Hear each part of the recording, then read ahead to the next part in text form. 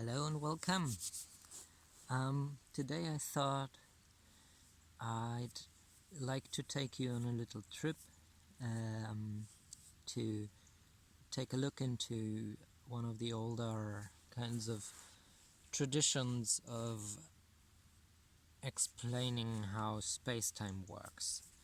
And everyone is very familiar with the ancient Greek ideas of Platonic solids and dimensionalities and these things.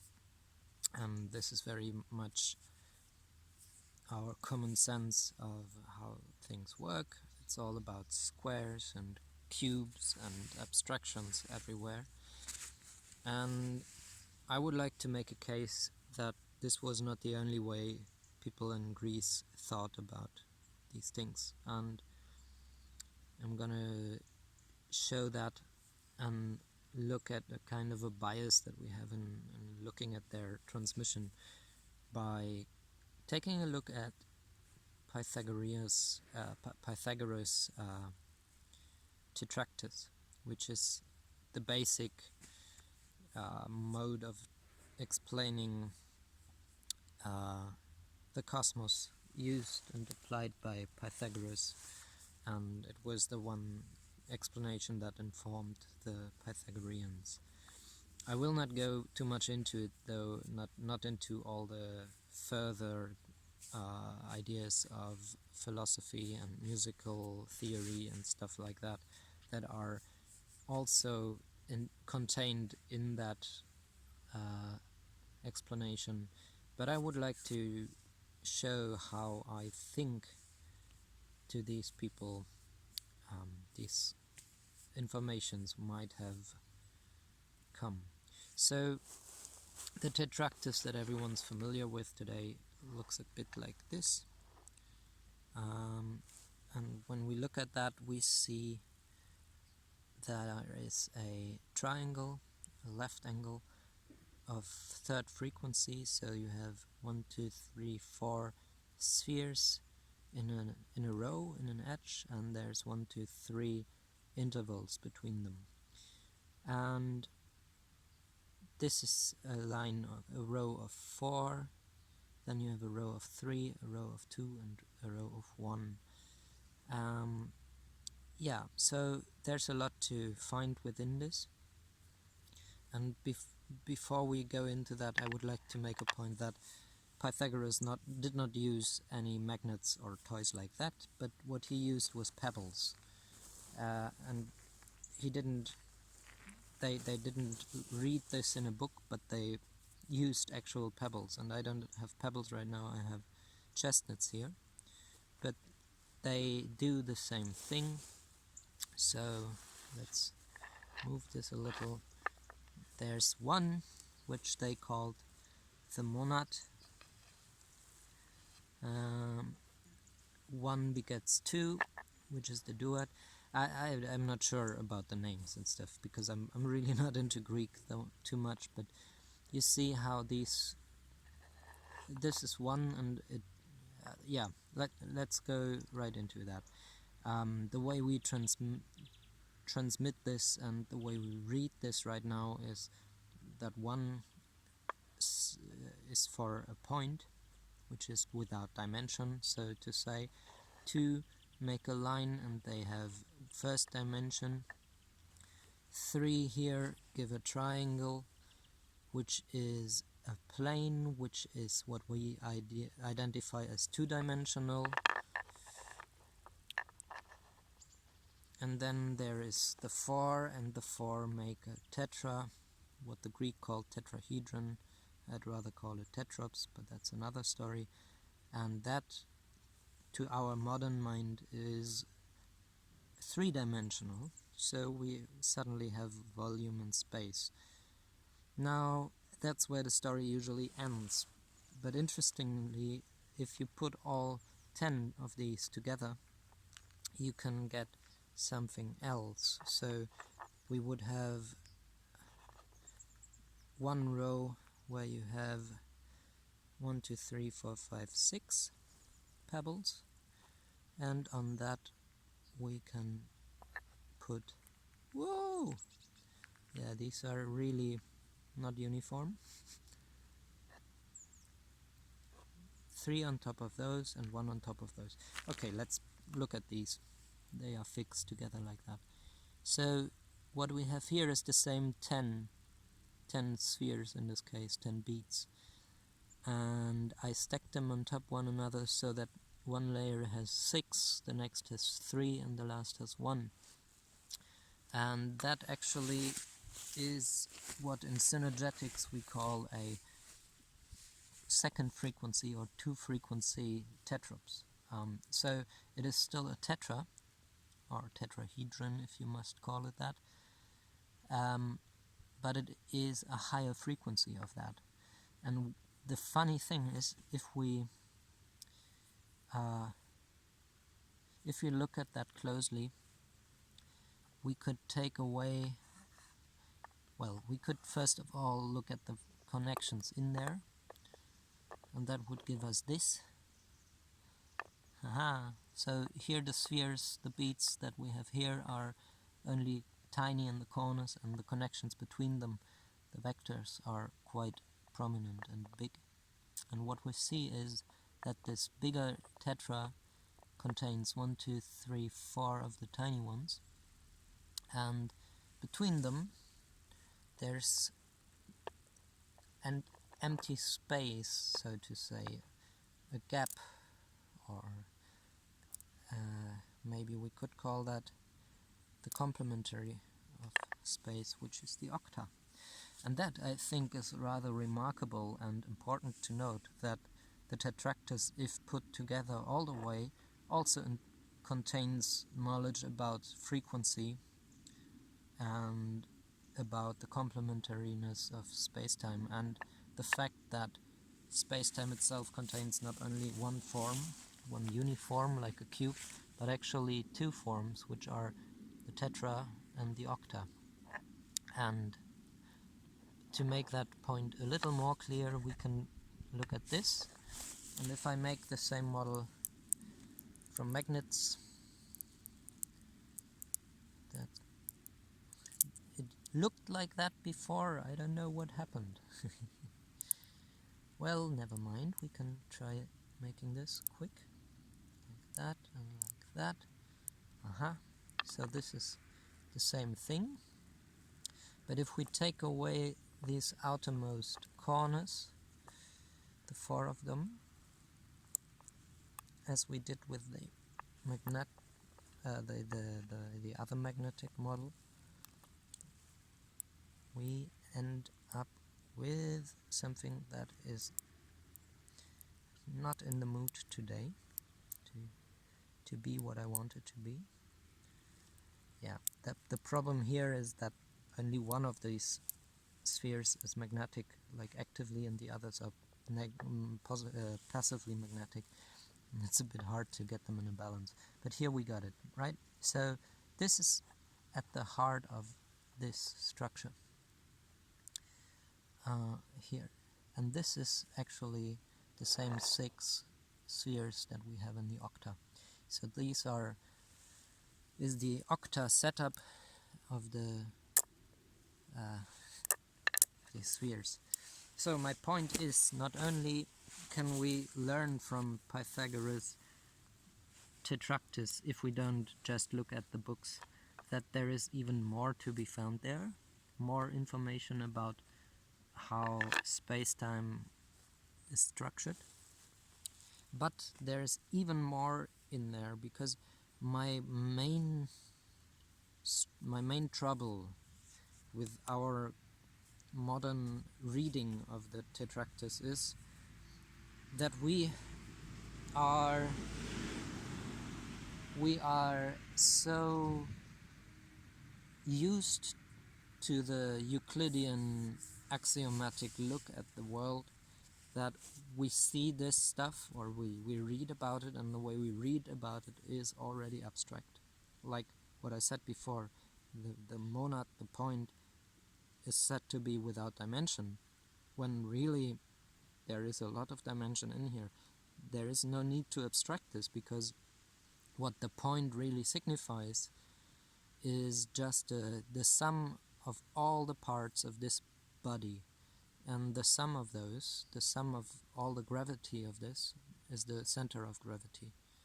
And yes, that is a point that is rather minimal if you would be able to boil it down to that, but we can't, right? Because that center of gravity, to be there, needs the whole thing, and the whole thing is not without dimension. So rather than saying a point is without dimension, we need to see that it actually, when we have a point, it is only just that minute little thing that we cannot separate into parts without any tools. Like, we need a microscope to go into the separate parts of that. And the same with the line, which we are considering to be one-dimensional, and we think of it as basically something that goes on to infinity, when really the line is inherently the connection between two of these centers of gravity, and not limitless.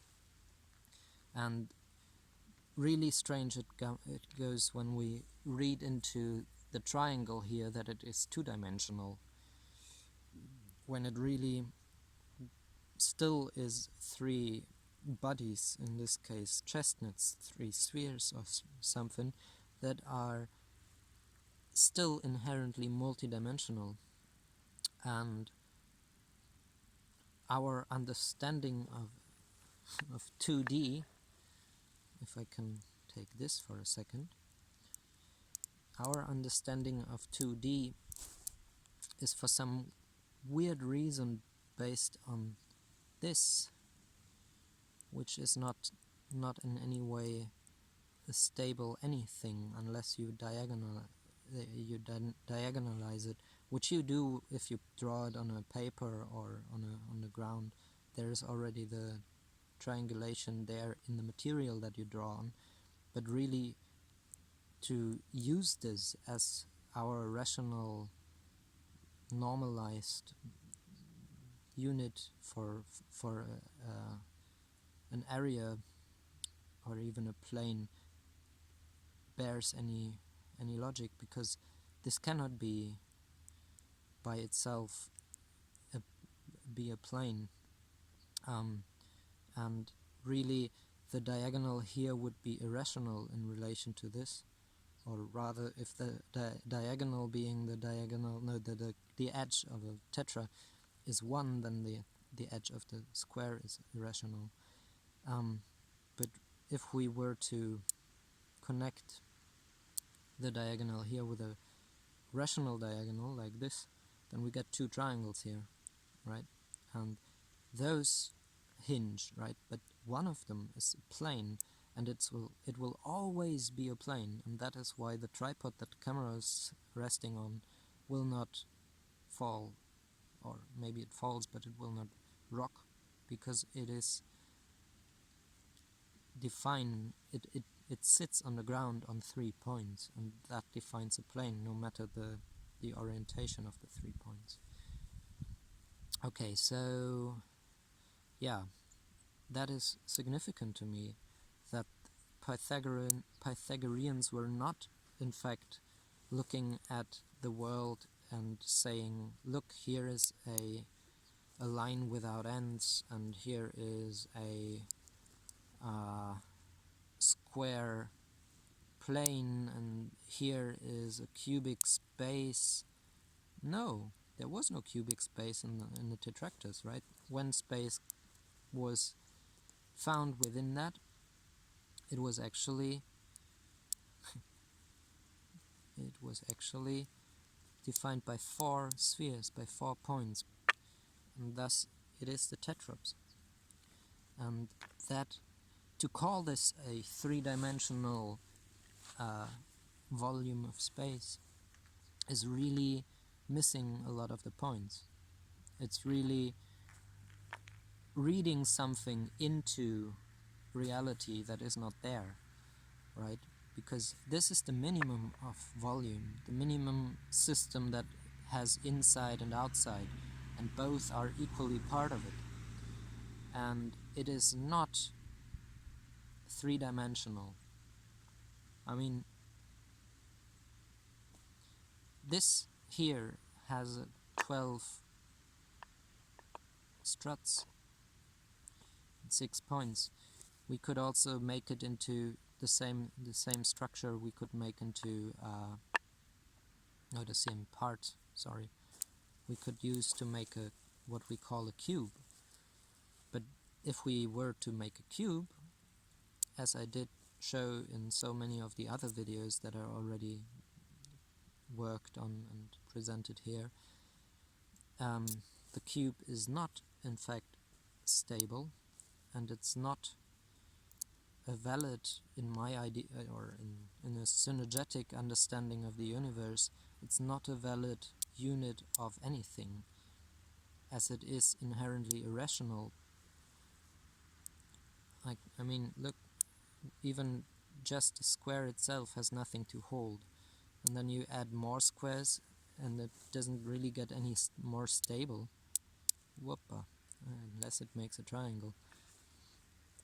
And if you have any cubes or squares around you that seemingly hold their shape, that is because on another level of magnification, in a microscopic layer or level of reality, there is triangulation there. Like if you were to make a cube from maybe steel struts that you solder together in the corners, then the corners themselves are micro-triangulated, but they are in the weakest point or the weakest position to hold that material in that shape. And that is what this all comes down to. By saying that this is space without time, we waste a terrible amount of energy and material and time and all that good stuff to make something that isn't really useful. Because if we were to take the same 12 units of material, the same 12 vectors, and integrate them like this, whatever we make them from is gonna be stable. It's gonna be the strongest thing you can make from that material. Whereas this, I mean, these magnets here are beautiful, and they do a good job at trying to hold this in shape. If you look at my other videos where I show these tensecrities that I make from straw and string, you will see that this is really not stable at all. It will just collapse. And if you were to triangulate it with diagonals that are rational, so not the square root of 2 kind of irrationality in there, then we end up with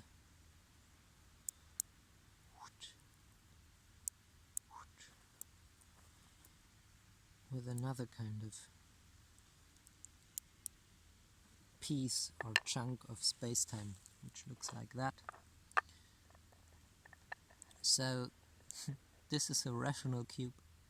This is one of these and 2 of these, 2 opposite of those.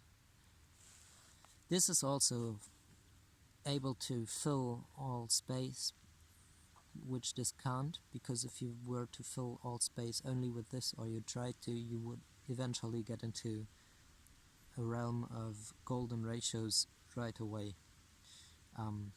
If you don't have that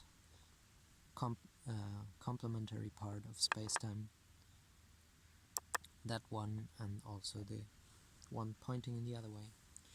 Yeah, so anyways, that was a long ramble again. I am sorry about that. I try to keep these short, but then I keep getting on tangents. Yet anyways, I hope this was maybe interesting to you, and maybe opens up some of our thought patterns to the possibility that maybe there is no need to go all abstract from the beginning, but really to stay with reality all the way through our thought process and our making sense of the world. Because I believe so. Buckminster Fuller certainly believed so, because he's the one I learned all this from. And I've been playing with these things for a while, and I can just tell you that there is an endless potential for restructuring our world if we do not use as basic block of everything something that is irrational from the beginning, but instead just play with the polyform multitude of options that the triangle and all the many shapes that come from it have to offer. So yeah, there you go. This was a look into Pythagoras Tetraktys. I hope you have a good day and see you soon.